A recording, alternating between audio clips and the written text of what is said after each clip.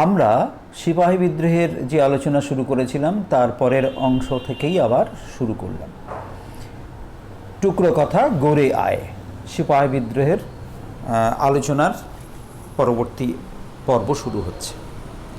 1857 খ্রিস্টাব্দের 10 মে, দেখো আন্ডারলাইন করাই আছে, এই 1857 খ্রিস্টাব্দের 10 মে তখন বিকেল হয়েছে, বিকেলটা শেষ হয়ে আসছে। উত্তরপ্রদেশের মিরাটের সেনা ছাউনির কাছে বসে ইস্ট ইন্ডিয়া কোম্পানির সিপাহীরা স্থানীয় মানুষদের সঙ্গে আলোচনা করছিল।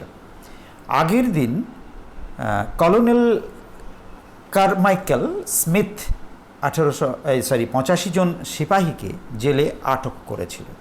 এই সব বিষয় নিয়ে একটু আলোচনা চলছিল। এই কলোনেল কারমাইকেলের কথা ভাবতে হবে, কারমাইকেল স্মিথ। তো ওই যে 85 জন সিপাহীকে জেলে আটক করেছেন, এসব নিয়ে যখন কথাবার্তা চলছে, সাধারণ অপরাধীদের মতোই তাদের শিকল দিয়ে বেঁধে রাখা হয়েছিল। এগুলো অন্যান্য সিপাহীদের মনে ভীষণ প্রভাব পড়েছিল। তাদের অপরাধ কী ছিল? একমাত্র অপরাধ, তারা এনফিল্ড রাইফেলের কার্তুজ ব্যবহার করতে চায়নি। দেখো সেই অনুষঙ্গ, সেই শূকর এর চর্বি, গরুর চর্বি, ধর্মনৈতিক যে বাধা নিষেধ, সেগুলো তারা অবজেকশন জানিয়েছে। এই সব আলোচনাতেই ব্যস্ত ছিল সিপাহীরা। এই এমন একটা সময়ে কোম্পানির সেনা ছাউনির শ্বেতাঙ্গ সৈনিকরা প্যারেড করে সন্ধ্যের সময় চার্চে প্রার্থনার জন্য যাচ্ছিল। কারা যাচ্ছিল? কোম্পানির সেনা ছাউনির শ্বেতাঙ্গ সৈনিক। ভালো করে লক্ষ্য করবে, এই যে শ্বেতাঙ্গ সৈনিক, এরা যাচ্ছিল চার্চে প্রার্থনার জন্য। অনেকে বলেন তাদেরকে দেখে নাকি সেনা ক্যান্টিনের এক অল্প বয়স্ক ছেলে বাজারের দিকে গড়ে আয়ে বলে ঊর্ধ্বশ্বাসে দৌড়ে একটি ভুল খবর দিয়েছিল। কেমন? এই যে গড়ে আয়ে, গড়ে বলতে গোরা সেনা, অর্থাৎ শ্বেতাঙ্গ সেনা, মানে সেনাবাহিনী আসছে, মানে যে কিছু যেন একটা করতে আসছে, হ্যাঁ, আক্রমণ করতে আসছে, ধ্বংস করতে আসছে, এ ধরনের একটা কিছু বলে সে খবরটা ছড়িয়ে দেয়। খবরটা ভুল ছিল। ভুল খবরটি এই যে বিদেশি সৈনিকরা দেশি সিপাহীদের বন্দি করতে আসে। তাহলে আগে একটা ঘটনা ঘটেছে, তার সঙ্গে এরা রিলেট করতে পারলো বিষয়টাকে। উত্তেজিত সিপাহীরা ছুটল সেনা ছাউনির দিকে, দখল নিল সেনা ছাউনির অস্ত্রাগার। তাদের সঙ্গে যোগ দিল স্থানীয় মানুষ, আবার এমন অনেক লোকও যোগ দিল যাদের উদ্দেশ্য ছিল এই লুটপাট করা। কেমন? একে একে গোরা সৈন্যদের হত্যা করা হলো এবং মিরাটে শুরু হলো সিপাহী বিদ্রোহ। এভাবে মিরাটে সিপাহী বিদ্রোহ শুরু হয়। কেমন? এটা একটু খেয়াল রাখতে হবে। লখনৌয়ের ব্রিটিশ রেসিডেন্সি 1857 খ্রিস্টাব্দের বিদ্রোহে রেসিডেন্সিটি সিপাহীরা আক্রমণ করেছিল। নেক্সট ফটোগ্রাফটা কোথা থেকে কি নেওয়া হয়েছে সেই সংক্রান্ত কিছু দেখো, ফটোগ্রাফটা একটু দেখে নাও। পরের বিষয়ে আবার আসি, সেই মিরাটের যে অভ্যুত্থান, সেনা অভ্যুত্থান বা সেনা বিদ্রোহ, সেই সংক্রান্ত বিষয়। মিরাটের সিপাহীরা প্রথমে তাদের বন্দি সহকর্মীদের মুক্ত করে, যাদের শিকলে বেঁধে রেখেছিল। তারপর ইউরোপীয় সেনা আধিকারিকদের মেরে ফেলে সম্মিলিতভাবে দিল্লির দিকে রওনা দেয়। একটা সাংঘাতিক ঘটনা। দিল্লি পৌঁছে সিপাহীরা মুঘল সম্রাট বাহাদুর শাহ জাফরকে হিন্দুস্তানের সম্রাট বলে ঘোষণা করে। দেখো, এই মুঘল সম্রাট বাহাদুর শাহ জাফর, ইনি ছিলেন দ্বিতীয় বাহাদুর শাহ। একে বলা হয়ে থাকে সংক্ষেপে দ্বিতীয় বাহাদুর শাহ। হিন্দুস্তানের সম্রাট হিসেবে তাকে ঘোষণা করে। তিনি ছিলেনই, কিন্তু গোটা ভারতবর্ষ ব্রিটিশের নয়, ভারতের শাসক হলেন দ্বিতীয় বাহাদুর শাহ বা বাহাদুর শাহ জাফর। এইভাবে তারা তাদের নেতা নির্মাণ করে বা মনোনীত করে বাহাদুর শাহকে। ধীরে ধীরে উত্তর পশ্চিম প্রদেশ ও অযোধ্যার বিভিন্ন সেনা ছাউনিতে এই বিদ্রোহ ছড়িয়ে পড়ে। অনেক জায়গাতেই বিদ্রোহী সিপাহীদের সঙ্গে স্থানীয় কিছু অভিজাত সাধারণ জনগণ জোট বেঁধেছিল, একজোট হয়েছিল, ফলে দ্রুতই সিপাহীদের যে বিদ্রোহ তা গণবিদ্রোহের চরিত্র নেয়, গণবিদ্রোহের আকার নেয়। কেন গণবিদ্রোহ বলছি না, এখানে যে স্থানীয় মানুষ, অভিজাত এবং সাধারণ জনগণ যুক্ত হয়ে পড়ছে সিপাহীদের সঙ্গে, তাহলে একে আমরা গণসমর্থিত একটি বিদ্রোহ, জনগণের অংশগ্রহণ হয়েছে এমন একটা বিদ্রোহ যদি বলি ভুল হবে না, তাহলে এটাকে গণবিদ্রোহ বলতেই পারি। তবে এই কথা মনে করার কোনো কারণ নেই যে ব্রিটিশ কোম্পানির সমস্ত সিপাহী বাহিনী এই বিদ্রোহে যোগ দিয়েছিল। মাদ্রাজ ও বোম্বাই বাহিনীর সিপাহীরা বিদ্রোহ থেকে সরে দাঁড়িয়েছিল। কেমন, এই মাদ্রাজ বা বোম্বাইয়ের সিপাহীরা মানে দেশীয় যে সেনা, তারা কিন্তু সরে দাঁড়িয়েছিল। অন্যদিকে পাঞ্জাবি ও গোর্খা সিপাহীরা কার্যত বিদ্রোহী সিপাহীদের দমন করার ক্ষেত্রে ভূমিকা নিয়েছিল। এই পাঞ্জাবিরাও দমনে এগিয়ে এসেছিল, গোর্খাদের আমরা দেখেছিলাম এই বাহিনী আমাদের দেশীয় বাহিনীকে দমন করবার জন্য এগিয়ে এসেছিল। প্রধানত বেঙ্গল আর্মির সিপাহীরাই বিদ্রোহ ঘোষণা করেছিল। আসলে বেঙ্গল আর্মির মধ্যেই বেশিরভাগ ভারতীয় সিপাহী ছিল, অর্থাৎ কোম্পানির অধীনে মোট সিপাহীর প্রায় অর্ধেকই ছিল বেঙ্গল আর্মিতে। হ্যাঁ, এই যে বেঙ্গল আর্মি, সেই বেঙ্গল আর্মি আজকে খুব দুঃখের বিষয় যে আমাদের বেঙ্গল আর্মি সেই অর্থে বিশেষ কিছু গুরুত্বপূর্ণ ক্ষেত্রে অংশগ্রহণ করে না। তো যাই হোক, আর্মির সংখ্যাও কম, মানে বাঙালি আর্মির সংখ্যা। এদিক থেকে বিবেচনা করলে আমরা বুঝতে পারি যে সিপাহীদের বা সিপাহী বাহিনীর প্রায় অর্ধেক অংশই কোম্পানির বিরুদ্ধে বিদ্রোহ করেছিল। বেঙ্গল আর্মির বেশিরভাগ সিপাহী আদতে অযোধ্যার বাসিন্দা ছিল। মানে আর বেঙ্গল আর্মি এটা ঠিক কথা, কিন্তু এখানে তো ভারতবর্ষের বিভিন্ন প্রান্ত থেকে এসেছিল, এটা আমরা বলেছি। তো এখানে যারা এসেছিলেন তাদের মধ্যে অধিকাংশই ছিলেন অযোধ্যার বাসিন্দা। অযোধ্যার প্রায় প্রতিটি কৃষক পরিবার থেকেই কেউ না কেউ সিপাহী হিসেবে সেনাবাহিনীতে যোগ দিয়েছিল। কোম্পানির তরফে যেসব সংস্কার সিপাহী বাহিনীতে করা হয়েছিল সেগুলি নিয়ে অযোধ্যাবাসী সিপাহীদের অভিযোগ ছিল। তাদের বেতন কমে যাওয়া, অন্যান্য সুযোগ সুবিধা না পাওয়া, এসব নিয়ে বৈষম্য ছিল এবং তা নিয়ে এই বৈষম্যের অভিযোগ উঠেছিল। তাছাড়া 1856 খ্রিস্টাব্দে কোম্পানি ঘোষণা করে যে সিপাহীদের নিজের অঞ্চলের বাইরে গিয়েও কাজ করতে হবে, কিন্তু সে বাবদ আলাদা কোনো ভাতা সিপাহীরা পাবে না।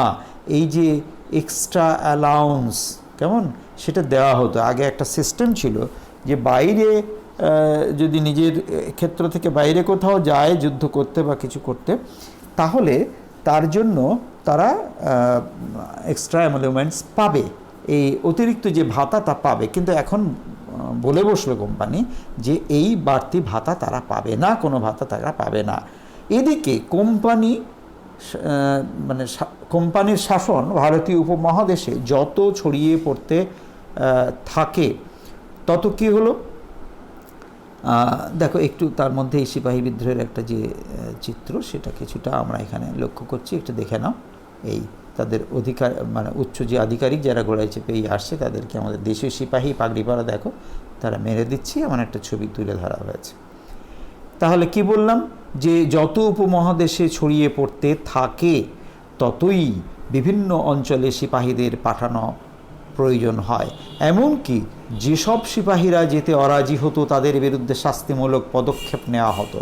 চাকরি সংক্রান্ত ওইসব সংঘাতের সঙ্গে এনফিল্ড রাইফেলের টোটা বিষয়ক গুজবটি মিশে গিয়েছিল, ফলে ভারতীয় সিপাহীদের মধ্যে কোম্পানি বিষয়ে সন্দেহ ও ভয় দানা বেঁধেছিল। হ্যাঁ, বিদ্রোহী সিপাহীদের সঙ্গে অসামরিক সাধারণ জনগণ অনেক অঞ্চলে ঔপনিবেশিক শাসনের বিরুদ্ধে সংগঠিত হতে থাকে। তবে যেসব অঞ্চলের মানুষজন ব্রিটিশ শাসনের সুফল ভোগ করত তারা এই বিদ্রোহে যুক্ত হয়নি। বাংলা ও পাঞ্জাব ছিল সেই রকম দুটি অঞ্চল। বাঙালি শিক্ষিত সমাজের অনেকেই এই বিদ্রোহকে নিন্দা করেছিল। হ্যাঁ, সেটা আমাদেরকে মানতে হবে এবং জানতেও হবে। ঠিক আছে, যে এই নিন্দা কিন্তু তারা করেছিল, তারা পাশে আসেনি। সেই সঙ্গে পাঞ্জাব, যা স্বাধীনতা সংগ্রামে যে দুটো প্রদেশ ছিল উজ্জ্বল, সেই দুটো প্রদেশ অন্তত ওই 1857 বিদ্রোহ চলাকালীন সময়ে, হ্যাঁ, এই কোন দুটি প্রদেশের কথা বললাম, এই পাঞ্জাব আর বাংলা, হ্যাঁ, এই দুটো প্রদেশ কিন্তু ইতিবাচক ভূমিকা গ্রহণ করেনি। টুকরো কথা, এখানে কি বলা আছে, 1857 খ্রিস্টাব্দের যে বিদ্রোহ সে সম্পর্কে একজন বাঙালি সরকারি চাকরির দৃষ্টিতে কি ছিল, সে কী হিসেবে ধরা পড়েছিল, সেই নিয়ে এখানে লেখা আছে। দুরস্থ এক দল সৈন্য হল্লা করিয়া উঠিল, তাই এই ভাই খবরদার, ভাই খবরদার, গড়ে আয়ে, গড়ে আয়ে। ইহার অর্থ এইরূপ, ইংরেজ সৈন্য আমাদিগকে আক্রমণ করিতে আসিয়াছে, খুব সতর্ক হও। এইবার সকলের মুখ হইতেই শুনিতে পাওয়া গেল, গড়ে আয়ে, গড়ে আয়ে। তখন আর কাহারও দিক বিদিক জ্ঞান রহিল না, সকলেই বিভীষিকাগ্রস্ত হইয়া যেন হাত পা হারা হইয়া চিৎকার আরম্ভ করিল, গড়ে আয়ে, গড়ে আয়ে, গড়ে আয়ে, গড়ে আয়ে শব্দে যেন আকাশ পাতাল পৃথিবী পূর্ণ হইয়া উঠিল। সৈন্যগণ কি করিবে, কোথায় যাইবে, কিরূপভাবে শ্রেণীবদ্ধ হইবে, তাহার কিছুই স্থির করিতে বা স্থির মীমাংসা দেখিলাম না। কেবল দেখিতে লাগিলাম রণবংশীর স্বর শুনিয়া সৈন্যগণ দলে দলে প্যারেড ভূমির দিকে দৌড়াইতেছে। গোরা অর্থাৎ ইংরেজ সৈন্য আসিতেছে শুনিয়া আমার মনে অতুল আনন্দ হইল। ইংরেজ আগমনের শুভবার্তা শুনিয়া মনে মনে কতই সুখের কথা কল্পনা করিতেছি। এমন সময় হঠাৎ খবর পাইলাম ইংরেজ আইসে নাই, গোরা আক্রমণ করে নাই, সিপাহীগণের উহা কাল্পনিক ভয় মাত্র। কেমন, আমরা এটা কখন দেখছি, 1857 সালের 1 জুন সোমবার বেরেলির সিপাহী বিদ্রোহের এক দিবস অতীত হইল, তৃতীয় দিবস আসিল। মানে সিপাহী বিদ্রোহের প্রসঙ্গে এই কথাগুলো তারা লিখেছিলেন, এই প্রসঙ্গে এগুলো তুলে ধরা হয়েছে। তো যাই হোক, নেক্সট আমরা বলছি, প্রায় পুরো দক্ষিণ ভারতই এই বিদ্রোহের আওতার বাইরে ছিল। অসামরিক সাধারণ জনগণ যারা বিদ্রোহে যোগ দিয়েছিল তাদের মধ্যে মূলত 2 ধরনের মানুষের প্রাধান্য ছিল। বেশ কিছু সামন্তপ্রভু ও জমিদার ব্রিটিশ কোম্পানির বিভিন্ন নীতির ফলে নিজেদের সুযোগ সুবিধা ও অধিকার হারিয়েছিল। যেমন লর্ড ডালহৌসির সত্যবিলোপ নীতির ফলে অনেক আঞ্চলিক রাজ্য কোম্পানির শাসনের আওতায় চলে গিয়েছিল। ফলে ওই সমস্ত অঞ্চলের অভিজাত সম্প্রদায় কোম্পানি বিরোধী অবস্থান থেকে বিদ্রোহে যোগ দিয়েছিল। এখানে কি বলা হলো দেখো, একটা কথা বলে সত্যবিলোপ নীতির ফলে আঞ্চলিক রাজ্য কোম্পানির শাসনের আওতায় চলে গিয়েছিল। এটা কি করে? কেননা সত্যবিলোপ নীতিতে ডালহৌসি কি বলেছিলেন, যে রাজ্যের রাজা বা রানী তাদের যাদের মানে ওই শাসকের যদি কোনো পুত্র সন্তান না হয়ে থাকে, তাহলে মানে এই সন্তানহীন রাজার দত্তক নেওয়ার যে দেশীয় প্রথা তা বাতিল করা হলো। দত্তক প্রথা অনুমোদন করিয়ে নিতে হতো কোম্পানি, সেটাও বাতিল করা হলো। কেমন, দত্তক যদি কেউ গ্রহণ করেই থাকে অলরেডি, তার সম্পত্তির প্রতি মানে দত্তক পিতার সম্পত্তির প্রতি দত্তকের যে উত্তরাধিকার সেটাকে অস্বীকার করা হলো। এভাবে সত্যবিলোপ নীতির ফলে এই রাজ্যগুলির ভবিষ্যৎ মানে খুব সঙ্গীন হয়ে পড়ল। বিষয়টা এমন স্পষ্ট হয়ে ধরা দিল যে তাদের মৃত্যুর পর এই সাম্রাজ্য কাদের হবে না কোম্পানির সরকারের হয়ে যাবে। ফলে ওই সমস্ত অঞ্চলের অভিজাত সম্প্রদায় কোম্পানি এই সত্যবিলোপ নীতির কারণে কোম্পানি বিরোধী অবস্থান থেকে বিদ্রোহে যোগ দিয়েছিল। কেমন, কৃষকেরা দীর্ঘদিন ধরেই কোম্পানির প্রশাসনের রাজস্ব নীতির ফলে, এই যে অতিরিক্ত যে রাজস্ব সেটার ফলে ক্ষতিগ্রস্ত হয়ে চলেছিল। ফলে রাজস্বের বোঝা চাপানোর বিরুদ্ধে তারা ঔপনিবেশিক শাসনের বিরুদ্ধে সংঘবদ্ধ হয়েছিল। এইভাবে একটা অর্থনৈতিক সংকট থেকে তারা মানে বেরিয়ে এসে, মানে অর্থনৈতিক সংকট থেকে বেরিয়ে এসে নয়, অর্থনৈতিক সংকটজনিত কারণে তারা সংকট সৃষ্টির জন্য যাকে দায়ী করেছিল সেই ব্রিটিশ সরকারের বিরুদ্ধে, অর্থাৎ ঔপনিবেশিক শাসনের বিরুদ্ধে তারা সংঘবদ্ধ হয়। উঁচু হারে রাজস্ব শোধ করতে গিয়ে অনেক কৃষকই মহাজনী দেনায় আটকে পড়ে থাকে। মহাজনী দেনা মানে যেসব সুদখোর মহাজন তাদেরকে অর্থ ঋণ দিত, সেই ঋণ আর তারা শোধ করতে পারতো না, সেখান থেকে তারা বেরিয়ে আসতে পারতো না, ঋণের জালে আটকা পড়তো। সেই মানে কারণে তারা এই বিদ্রোহে যোগ দিয়েছিল। এর জন্য তারা ব্রিটিশকে আলটিমেটলি দায়ী করেছিল, তার ভূমি ব্যবস্থাকে দায়ী করেছিল। তার ফলে কৃষকদের হাত থেকে জমি বেরিয়ে যেত এই মহাজনদের হাতে। সেই কারণে বিদ্রোহী কৃষকরা ব্রিটিশ কোম্পানির পাশাপাশি স্থানীয় মহাজনদের বিরুদ্ধেও রুখে দাঁড়িয়েছিল। কেমন, এটাও ভাবতে হবে। হারানো জমি ফিরে পাওয়ার লড়াইয়ে কৃষক জমিদাররা কোম্পানির বিরুদ্ধে একজোট হয়েছিল। পাশাপাশি বিদ্রোহ চলাকালীন হিন্দু এবং মুসলমানদের মধ্যে ঐক্য গড়ে উঠেছিল। এটাও খেয়াল রাখতে হবে, এটা একটা বড় দিক। বস্তুত কোনো একটি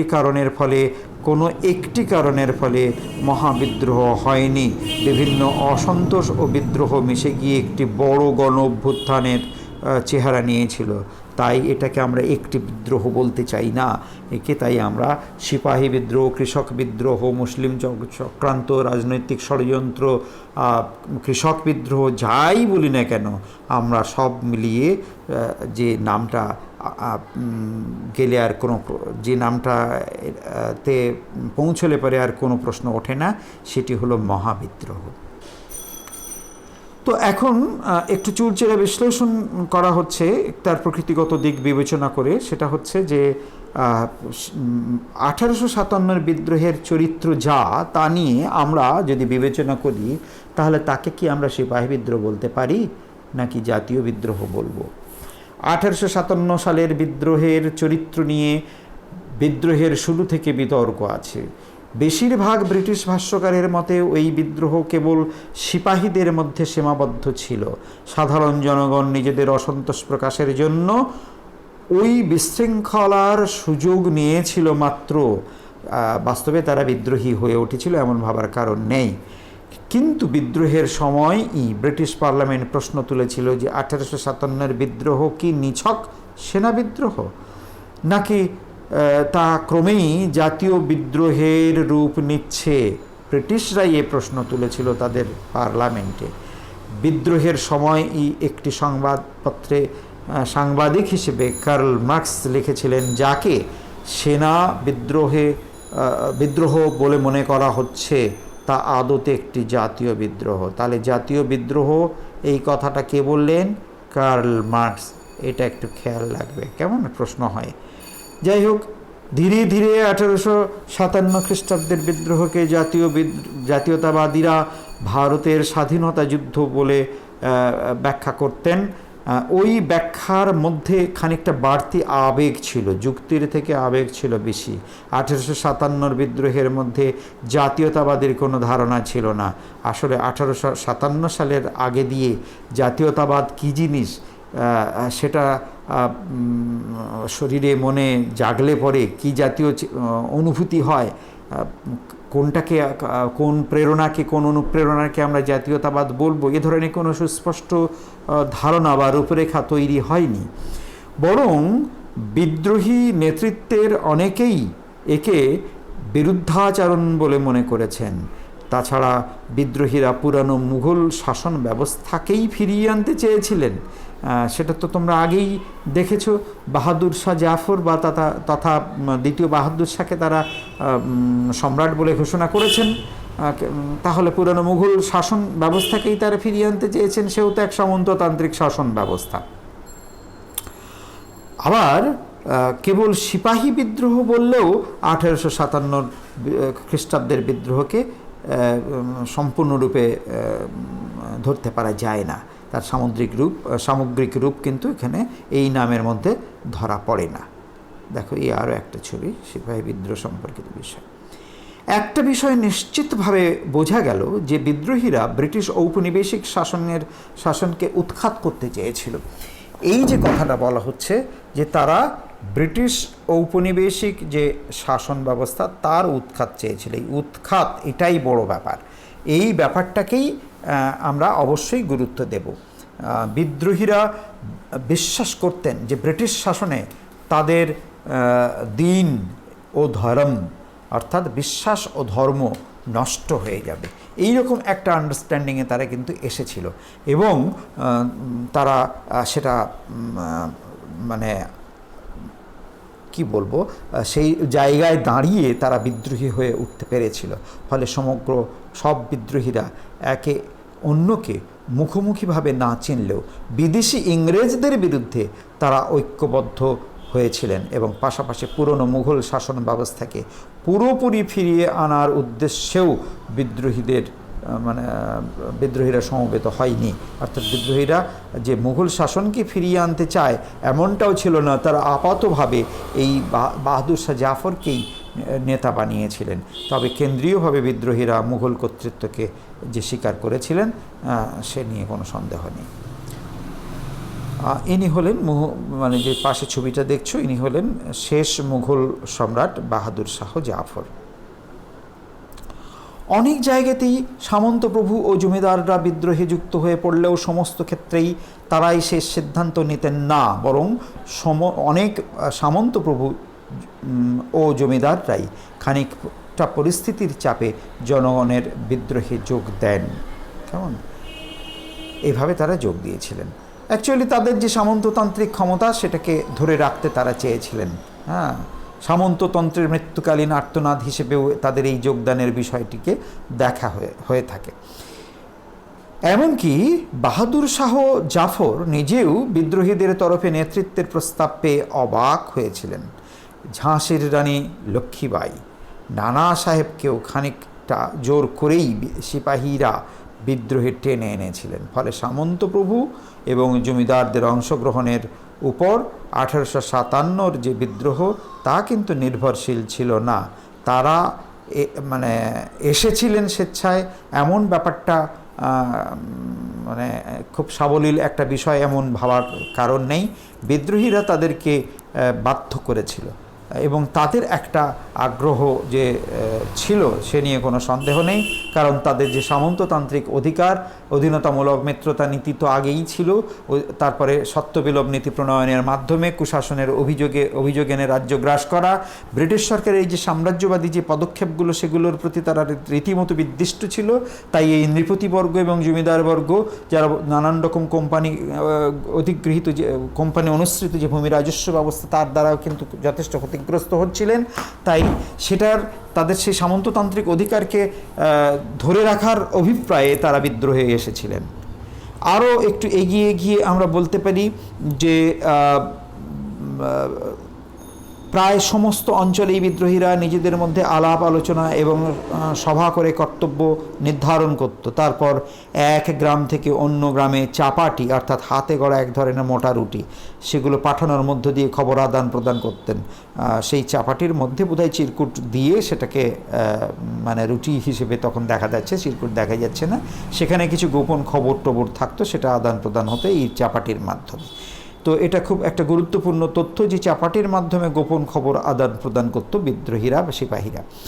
ব্রিটিশ কোম্পানি অবশ্য চূড়ান্ত যে দমন পীড়নের মাধ্যমে বিদ্রোহকে দমন করেছিল এবং 1857 খ্রিস্টাব্দের সেপ্টেম্বর মাসের শেষ দিকে দিল্লি পুনরায় অধিকার করে নেয় কোম্পানির সেনাবাহিনী।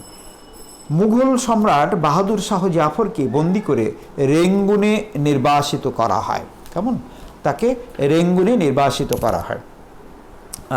এখানে এই যে জায়গাটার কথা বলা হলো, কোথায় নির্বাসন দেওয়া হয় কাকে, বাহাদুর শাহ জাফরকে, এই কথাগুলো কিন্তু খুব গুরুত্বপূর্ণ প্রশ্ন হিসেবে, ছোট ছোট প্রশ্ন হিসেবে এই ইনফরমেশনগুলো আসে, তাই মনে রাখতে হবে। এই আরেকটা চিত্র এখানে দেখা হচ্ছে যে সিপাহী বিদ্রোহের সময় বিদ্রোহী সিপাহীদের শাস্তি দেওয়ার একটা দৃশ্য। এই ধরনের শিকল দিয়ে দড়ি দিয়ে বেঁধে তাদেরকে দিয়ে কামান টানানো হচ্ছে, ইত্যাদি ইত্যাদি। যাই হোক, আমরা বাহাদুর শাহ জাফর সম্পর্কে একটু এরপরে জানব, এবং আমরা পরবর্তী আর যে সামান্য কিছু অংশ আছে সেটা আর একটা ভিডিওর মাধ্যমে আমরা সেটা তুলে ধরার চেষ্টা করছি। ওকে, আর এটা এই পর্যন্ত রাখছি।